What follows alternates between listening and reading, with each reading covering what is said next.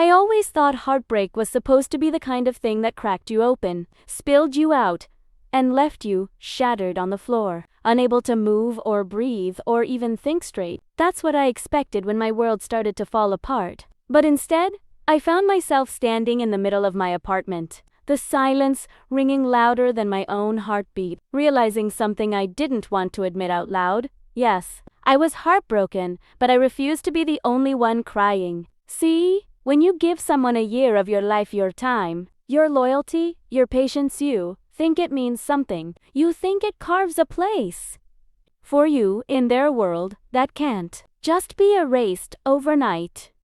But that wasn't my story. My story was different.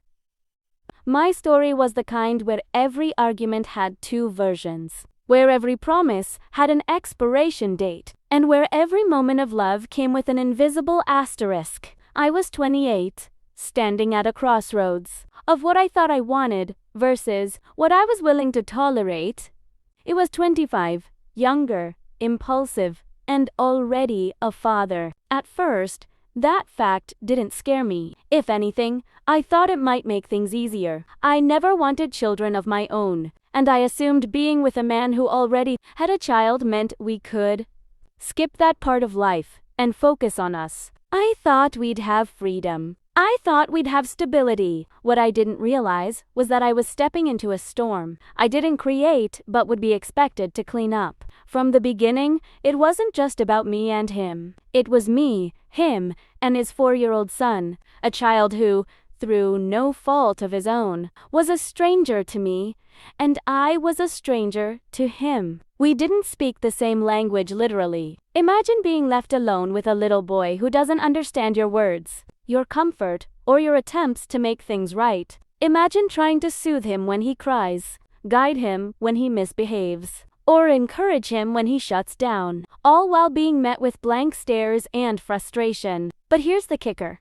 It wasn't just once or twice that I was left with him. It became a pattern. The man I thought loved me would drop his child into my lap and vanish, expecting me to handle the role of a parent I never signed up for. And when things didn't go smoothly, because how could they? Under those circumstances, he would turn the blame on me. You're not bonding with him fast enough. You're not trying hard enough. You don't understand him the way I do. Those were the words I heard over and over again, as though it was my responsibility to fix the cracks in a relationship he had with his own son. This child had lived the first 4 years of his life with little presence from his father, and now suddenly, I was supposed to bridge that gap, to create an instant connection, to play the role of mother, translator, comforter, and disciplinarian all in one. But the truth? That wasn't fair. Not to me, not to the child, and honestly, not even to him. Because the bond between a father and a child isn't something you outsource. It's not something you hand off like a chore. It's something you build with patience, presence, and genuine care. And yet every time I tried to voice this, every time I tried to point out the obvious, it was turned back on me. He accused me of being cold, detached, unwilling to try. But what he couldn't see, or refused to see, was that he wasn't really mad at me. He was mad at himself. He was projecting his own failures as a father onto me, making me the scapegoat for all the guilt he carried but didn't want to face. One night, after another exhausting day of being berated for not doing enough, I finally snapped. The words poured out of me, sharp and unfiltered. You're not angry at me. You're angry at yourself. Because if anyone should be bonding with your son, it's you. If anyone should be teaching him, guiding him, disciplining him, it's you. I'm not here to play substitute for your mistakes. I'm here to stand beside you, not in place of you. The room went quiet after that. For the first time, he didn't have a comeback. For the first time, he looked at me with something other than frustration. Maybe it was shame. Maybe it was fear. Or maybe it was the realization that I wasn't going to let him keep dodging responsibility. But here's the thing about speaking the truth. It doesn't always set you free in the way you hope. Sometimes it just widens the cracks that were already there. Sometimes it makes it impossible to pretend anymore. And once you stop pretending, you can't go back. In that silence, I realized something even heavier than heartbreak. I realized that love isn't enough when respect is missing. You can forgive mistakes. You can weather storms. You can compromise on almost anything, but if someone doesn't respect your boundaries, your voice, your worth, then love becomes a chain instead of a bridge. I wasn't ready to admit it out loud yet, but the relationship had already shifted. Something had broken, not just in me, but between us. And I could feel it in my chest, in the way my heart didn't race when he walked into the room anymore, in the way my shoulders tightened instead of relaxing when I heard his footsteps. The sad truth? Sometimes you don't need a dramatic betrayal to know it's over. Sometimes all it takes is the slow, steady erosion of trust, the quiet suffocation of being unheard, the endless cycle of giving more than you receive. That's how heartbreak creeps in, not with a bang, but with a whisper that grows louder every day until you can't ignore it anymore. And I wasn't the only one in this story. His child, innocent and confused, was caught in the middle of a mess he didn't create. I felt for him, even as I struggled with my own exhaustion. Because in some twisted way, both of us were victims of the same man's inability to step up fully. The irony didn't escape me. I thought I'd chosen someone who already had a family, so I wouldn't be pressured into creating one. Instead, I found myself being pushed into a role I never wanted, forced to carry weight that wasn't mine, and blamed for cracks I didn't cause. And that's when the real question hit me. Not just whether I loved him, but whether I loved myself enough to walk away before I lost more than I could ever get back. The next few days after that confrontation felt like living in limbo. We still spoke, we still texted, but everything was coated with a thin layer of ice. His replies were shorter, mine were sharper. The silences between us stretched longer than they used to, and even when we were in the same room, I could feel the distance like a wall rising higher and higher. I kept asking myself if I was being too harsh, if maybe I should have just swallowed my frustration and tried harder with his son. But then I'd replay the moments when I was left alone, struggling with a crying child I couldn't comfort, feeling helpless and invisible, and the doubt would fade into anger. Not anger at the boy, never him, but at the man who made it seem like I was failing when the truth was he wasn't even trying. There's a strange kind of exhaustion that comes with being in a relationship where you constantly feel unheard. It's not just physical tiredness. It's emotional depletion, like your soul is dragging its feet. I'd find myself lying awake at night, staring at the ceiling, wondering how I ended up in a situation where the person who was supposed to be my partner felt more like my judge. And the saddest part? I wanted to love him. I wanted to believe in us. There were moments in the early days when everything felt easy, when his smile lit up a room, when his laugh felt contagious, when his presence was a comfort instead of a burden. Those moments still haunted me, because they made me question whether I was giving up too soon, whether I was walking away from something that could still be saved. But love isn't supposed to feel like a test you're always failing. Love isn't supposed to feel like you're being graded every day on how much you're willing to tolerate. And yet that's exactly how it felt with him. The tension between us eventually boiled over again. One evening, after another round of being told I wasn't doing enough to connect with his son, I finally asked him the question I'd been holding back. Do you even see what you're asking me to do? Do you even realize how unfair this is? He looked at me, defensive as always, and shrugged. I just thought you'd understand. I thought you'd want to be part of this. He's my son. If you're with me, you're with him. The words stung, not because they were wrong, but because of the way he said them. Yes, being with him meant accepting his child, but it didn't mean being forced into the role of a mother without guidance, without choice, without even basic respect.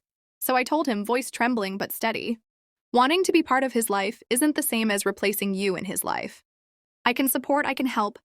I can love him in the way that's natural for me, but I will not be your stand-in. That's not fair to me, and it's not fair to him. For a moment, I thought I saw a flicker of understanding in his eyes, but just as quickly, it disappeared, replaced by that familiar stubbornness. He folded his arms and said, "Maybe you're just not cut out for this." That sentence was like a knife, not because it was cruel, but because it revealed exactly how little he saw me, how little he valued what I was already giving. All the effort I had poured in, all the compromises I had made, all the patience I had extended, it meant nothing. In his eyes, I was already failing a test I never agreed to take. The weight of that realization crushed me. I didn't cry right away. Instead, I sat there, numb, staring at him as if he were a stranger. Because in that moment, he was. The man I thought I loved wasn't the man standing in front of me. He wasn't the partner I believed in. He was just a boy, still hiding from his own responsibilities, still searching for someone else to carry the load he wasn't strong enough to hold. Later that night, alone in my room, the tears finally came. But they weren't the kind of tears I expected. They weren't desperate or hopeless. They were cleansing. Like my body was finally releasing all the pain I'd been carrying in silence. And with every tear, a truth became clearer. I wasn't crying because I lost him. I was crying because I was finally finding myself. It's a strange kind of liberation.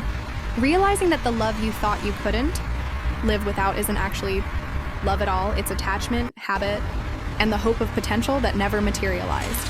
I had been holding on to a version of him that existed only in my imagination, not in reality. And once I let that illusion go, the choice became clearer than ever. I started noticing the small ways my life could be lighter without him. I wouldn't have to dread the sound of his footsteps, wondering if tonight would be another argument. I wouldn't have to force myself into roles I never wanted, sacrificing my own peace just to keep him comfortable. I wouldn't have to question my worth every time he made me feel like I wasn't enough. Instead, I could reclaim myself. I could fill my days with people who saw me, who valued me, who loved me without conditions or tests. I could breathe again without feeling like I was walking on eggshells. I could start to dream of a future that wasn't built on someone else's shortcomings. But of course, leaving isn't always as simple as making a decision. There's always that tug, that voice in the back of your head whispering, "What if you're wrong? What if you regret this?" And he knew how to play into that voice. Every time I pulled back, he'd reel me in with small gestures, a sweet text, a sudden kiss, a promise he had no intention of keeping. And every time I'd feel myself slipping back into the cycle. Until one day, I looked at myself in the mirror and barely recognized the person staring back. The spark in my eyes was dimmer. The confidence in my posture was gone. I wasn't the same woman who had entered this relationship a year ago. I was smaller, quieter, constantly second-guessing myself, and that scared me more than losing him ever could. That was the moment I knew I couldn't stay. Not because I didn't care, but because I cared about myself too much to keep shrinking. The decision to leave didn't happen in a single explosive moment. It wasn't some dramatic fight that ended with slammed doors and final words. It was quieter than that, almost anticlimactic. It was me waking up one morning, staring at the ceiling, and realizing the heaviness in my chest wasn't love. It was dread. And once I understood that, the rest became inevitable. I started pulling away in subtle ways at first, answering texts slower, avoiding plans that I knew would lead to awkward silences or unnecessary arguments, guarding pieces of myself that I had once given freely. It wasn't revenge. It wasn't even strategy. It was self-preservation. Because I finally understood that every time I gave a little more, he took without noticing, without appreciating, without giving anything back. When I finally told him, it wasn't some rehearsed speech. It came out raw, shaky, but true. "I can't do this anymore. Not like this."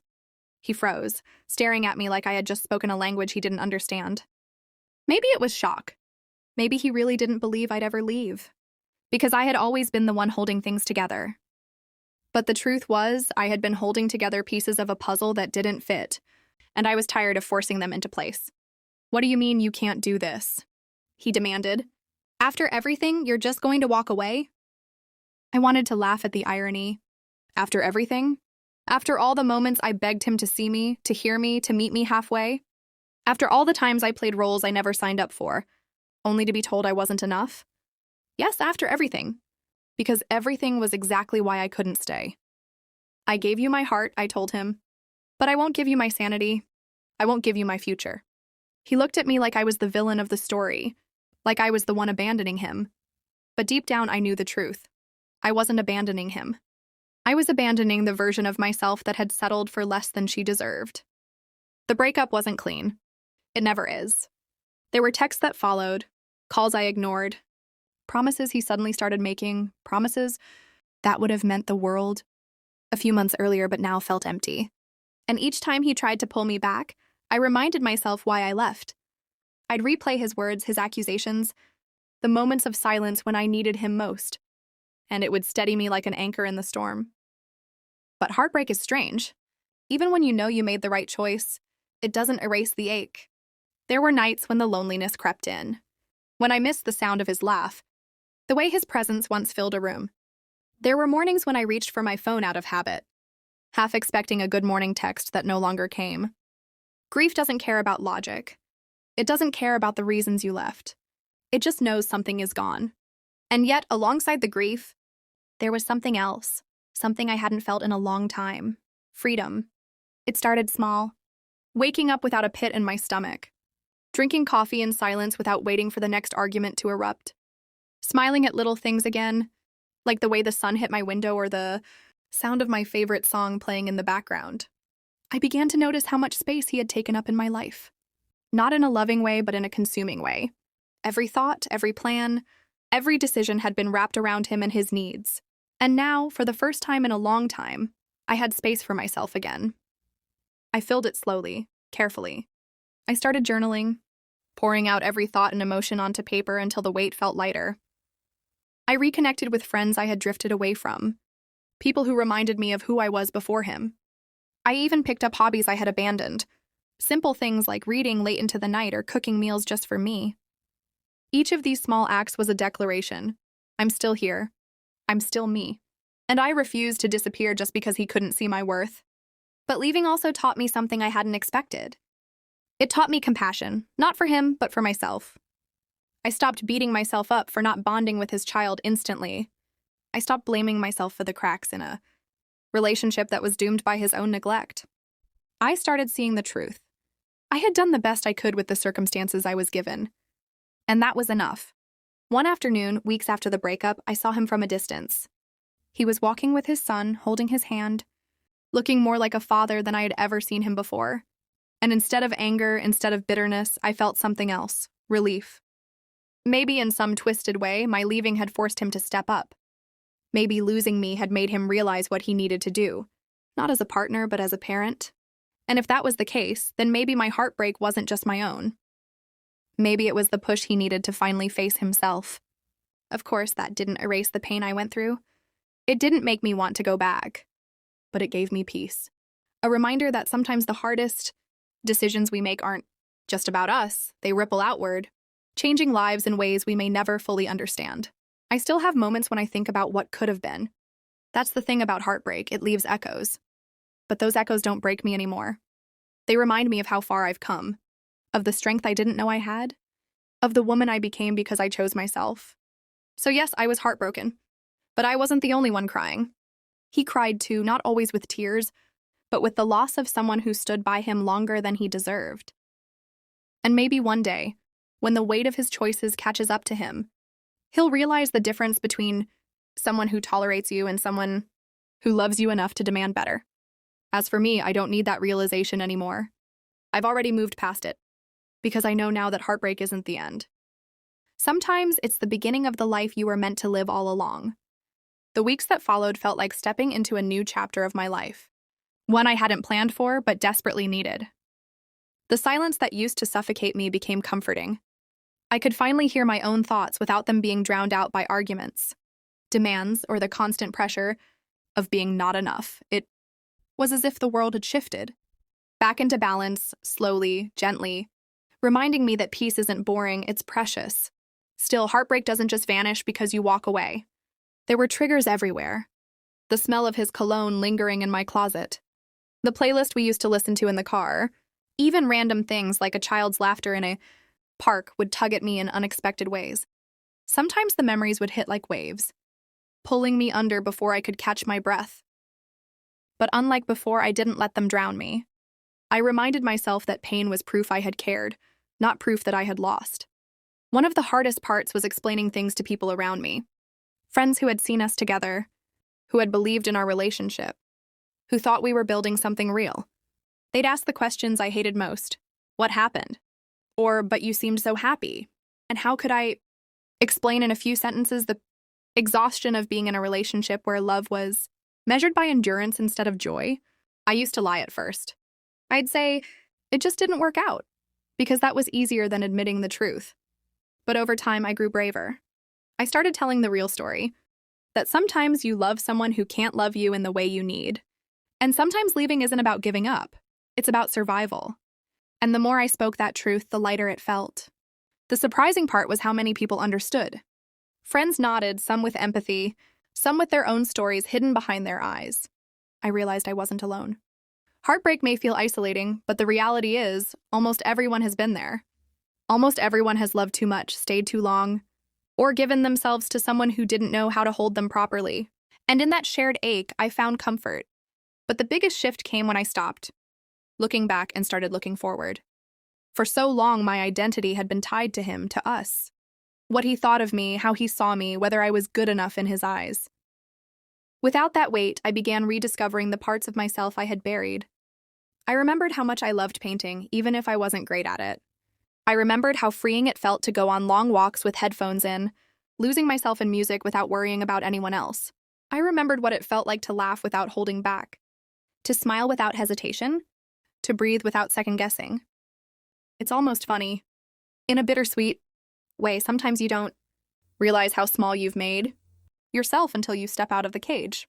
And when you finally stretch, when you finally stand tall again, you wonder how you ever lived folded in half for so long. And yet, even with all this growth, there were moments of doubt. Nights when I questioned if I had been too harsh, too unforgiving, when I wondered if maybe, just maybe, things could have been different if I had tried harder, been more patient, given more of myself. But then I'd remember the exhaustion, the endless cycle of being blamed, the constant weight of carrying responsibilities that weren't mine. And the doubt would fade. Because deep down, I knew the truth. I had already given more than I should have. Staying would have only destroyed me further. Sometimes I'd catch myself imagining what he was doing, whether he missed me, whether he finally understood what he had lost. And maybe that's human nature, to crave validation from the very person who broke you. But slowly those thoughts became less frequent, less sharp. They turned into background noise, fading with time, until one day I realized I hadn't thought about him at all. That was the day I knew I was healing. Healing isn't linear, though. It's messy. Some days I felt strong and unstoppable, ready to take on the world. Other days, a single memory could unravel me. But through it all, I learned to be patient with myself, to give myself the compassion I had once wasted on him. And with each passing day, I grew more certain that walking away was the bravest thing I had ever done. One evening, months later, I ran into him again. It wasn't planned. Just one of those coincidences life throws at you when you least expect it. He looked surprised to see me, maybe even nervous. There was an awkward hello, a moment of silence where 1,000 unsaid words hung between us. He asked how I was. I told him I was doing well, because I truly was. And in that moment, I realized something incredible. I didn't feel the pull anymore. I didn't feel the ache to go back, the temptation to fall into old patterns. I felt free. He looked at me with eyes that searched for something, maybe regret, maybe longing. But I didn't need it anymore. I didn't need his validation, his apology, or his recognition of what he had lost, because I had already found everything I needed in myself. Walking away hadn't broken me. It had built me, and as I turned to leave that night, I didn't feel sadness. I didn't feel anger. I felt gratitude for the lessons, for the strength I had discovered, for the reminder that sometimes the hardest endings lead to the most beautiful beginnings. After that encounter, something shifted permanently inside me. Seeing him again didn't drag me backward the way I once feared it would. It confirmed what I already knew. The chapter was closed. The story was over. And for the first time, I wasn't tempted to reread the same painful lines. But healing isn't just about moving on from a person. It's about unlearning the parts of yourself you twisted to fit them. For so long, I had silenced myself to keep the peace, sacrificed my comfort to avoid conflict, and convinced myself that love meant endurance. Letting go of him was only half the battle. The other half was learning how to live without shrinking. I started making promises to myself, small but powerful. I promised to speak up when something hurt me instead of swallowing it. I promised to stop justifying poor treatment with excuses like, he's stressed, or he didn't mean it. I promised to never again let someone else define my worth. These promises weren't always easy to keep. Old habits creep in quietly, whispering doubts in the dark. There were moments when I caught myself apologizing unnecessarily, or putting someone else's needs far above my own. But the difference now was awareness. I recognized it. I corrected it. I reminded myself, you are not here to disappear for someone else. With every promise kept, I grew stronger, and that strength began to show in ways I didn't expect. Friends commented on how different I seemed, lighter, more vibrant, more alive. Even strangers noticed. There's a glow that comes with self-respect, a confidence you can't fake. But alongside that glow came a deeper reflection. Why had I stayed so long in a situation that drained me? Why had I accepted so little when I knew I deserved so much more? The answer wasn't simple, but it was honest. I stayed because I believed love meant sacrifice. I stayed because I thought leaving would make me a failure. I stayed because I thought I could fix what was broken if I just tried harder. And that's the trap so many of us fall into. We mistake endurance for strength, when in reality, strength is knowing when to walk away. We think love means saving someone, when in reality, love means standing beside them as they save themselves. And when they won't, when they refuse, you have to save yourself. It was a painful realization, but it was also liberating. Because once you understand that, you stop blaming yourself for someone else's shortcomings. You stop carrying their failures as if they were your own. And you start building a future that isn't weighed down by someone else's inability to grow. One evening, I sat on my balcony with a notebook and wrote a letter, not to him, but to myself. It started with, "I'm proud of you," because I was. Proud that I had loved deeply. Proud that I had walked away. Proud that I was rebuilding. The letter turned into pages of reminders. Reminders of my worth, of my resilience, of the kind of love I deserved and would one day find. I didn't know it then, but that letter would become my anchor. On hard days, when memories crept in or loneliness tried to convince me I had made a mistake, I'd read those words and remember the truth. And slowly, the loneliness lessened. Not because someone new walked into my life, but because I started enjoying my own company again. I started filling my days with laughter, with creativity, with peace. I realized I didn't need someone else to validate me. I only needed to honor myself. The irony was, once I stopped searching for love in others, I started finding it everywhere. In the warmth of sunlight on my skin, in the laughter of friends who reminded me of joy, in the quiet strength of knowing I could survive heartbreak and still smile again. And I began to see the relationship for what it really was, a lesson. Not a waste of time, not a failure, but a lesson in boundaries, in strength, in self-worth. He had shown me what I would never accept again, and in doing so, he had given me the clarity I needed for the rest of my life.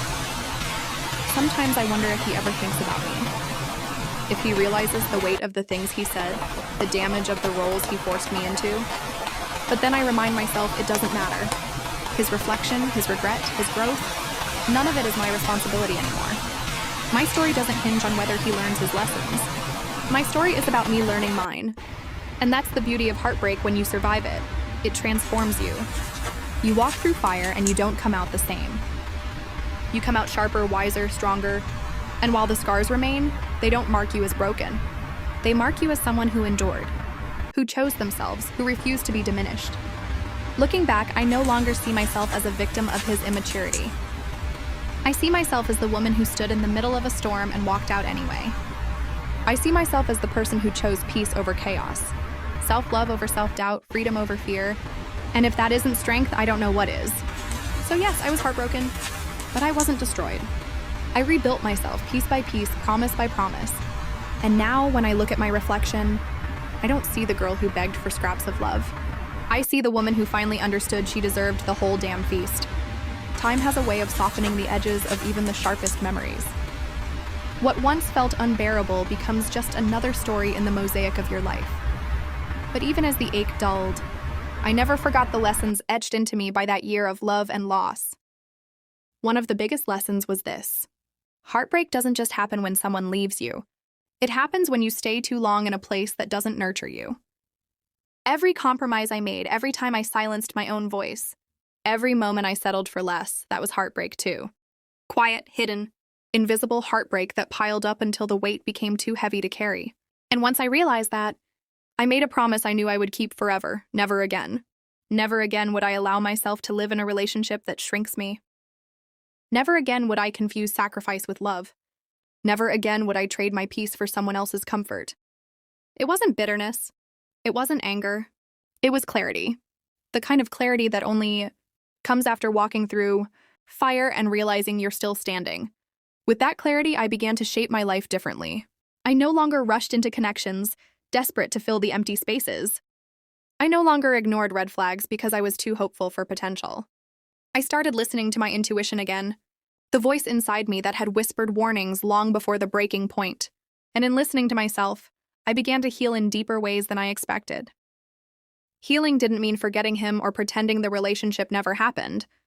It meant acknowledging it, honoring it for the lessons it gave me, and letting it go without bitterness. Because bitterness chains you to the past. Forgiveness, true forgiveness, not for them, but for yourself, frees you. So I forgave myself first. For staying longer than I should have. For carrying blame that wasn't mine. For trying to mother a child I didn't understand instead of demanding his father step up. I let go of the shame and reminded myself, you did the best you could with what you had. And that was enough. Forgiving him came later, quietly, without fanfare. Not in a conversation, not in a message, but in my heart. I forgave him for being too young, too unready, too unwilling to face himself. I forgave him not because he asked for it, but because I refused to let his shadow follow me into my future. And the future, for the first time in a long time, felt wide open. I started traveling more, exploring places I had always wanted to see. I met new people not with the desperation of searching for the one, but with the openness of someone who enjoys connection for what it is. I rediscovered joy in the simplest things. Mornings with no alarms, late-night conversations with friends, quiet evenings with a book and a cup of tea. In those moments, I realized something profound. I was happier alone than I had ever been with him. And that truth sealed everything. It reminded me that companionship without respect is lonelier than solitude. It reminded me that being single isn't empty. It's space to grow, to breathe, to rediscover yourself. But life has a funny way of testing your growth. Months later, out of nowhere, he reached out again. A message, simple and unassuming, I miss you. I stared at the words, feeling nothing. No rush of hope, no tug of temptation, just stillness. The version of me who once would have clung to those words was gone.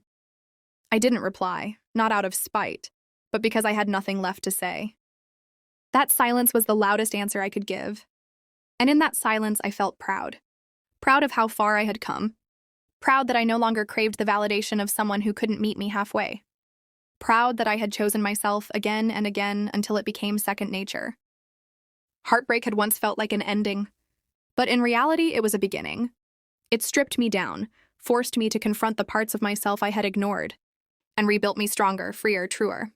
I began to think of my story not as a tragedy, but as a transformation. Because that's what heartbreak really is when you let it shape you. Instead of destroy you, transformation. It's the cracking open of a shell, the painful shedding of skin, the messy, necessary rebirth of a stronger self. And now when I tell this story, I don't tell it with sadness. I tell it with pride, because it isn't a story of loss. It's a story of survival, of resilience, of learning the hardest lesson of all. That love begins and ends with how you treat yourself. Looking back, I don't see a wasted year. I see a year that taught me more than any textbook, more than any lecture, more than any easy love ever could. It taught me how to set boundaries, how to demand respect, how to walk away when staying would cost me myself. And that knowledge, that's priceless. So yes, I was heartbroken, but I was never defeated. I rose piece by piece, word by word, choice by choice. And now when I look at myself in the mirror, I don't see the girl who tolerated disrespect. I see the woman who refused to stay small. And if that's not victory, I don't know what is. They say healing is not a straight line, but a spiral. You circle back to old memories, old wounds, old thoughts, but each time you return, you're a little stronger, a little wiser, a little less shaken. That's how it felt for me in the months and years after him. The memories didn't vanish. They visited me sometimes in quiet moments, his laugh, his child's wide eyes, the fights that left me drained, but each time they hurt less. Each time, I could see them for what they were, fragments of a story that no longer defined me. And that's when I began to notice something I had overlooked before: gratitude. Gratitude not for the pain itself, but for what it made possible. Without that relationship, I might never have learned how resilient I really am. Without those arguments, I might never have discovered how deeply I value peace. Without that heartbreak, I might never have chosen myself so fiercely. It sounds strange, doesn't it? To look back on heartbreak with gratitude, but that's the alchemy of growth, turning pain into wisdom, loss into strength, endings into beginnings. And once I understood that, everything shifted. My story stopped being about what I lost. It became about what I gained. I gained a clearer vision of the kind of love I deserve: steady, respectful, nurturing, equal. Not a love that demands I mother someone else's child without support. Not a love that blames me for wounds I didn't cause. Not a love that makes me question my worth. I deserve a love that feels like home, not a battlefield. I gained the courage to say no, to set boundaries without apology. No to relationships that drain me. No to people who confuse sacrifice with devotion. No to situations that demand my silence when what I need most is to speak. And most of all, I gained myself. The woman who emerged from that heartbreak was not the same woman who entered it. She was braver, more grounded, more whole. I sometimes wonder if he ever thinks of me. If he tells himself a different version of our story. Maybe in his version, I was the one who failed him. Maybe in his version, I didn't try hard enough. Maybe he tells himself that to sleep better at night. But it doesn't matter anymore. His version doesn't define me. The truth does. And the truth is I tried. I gave my best.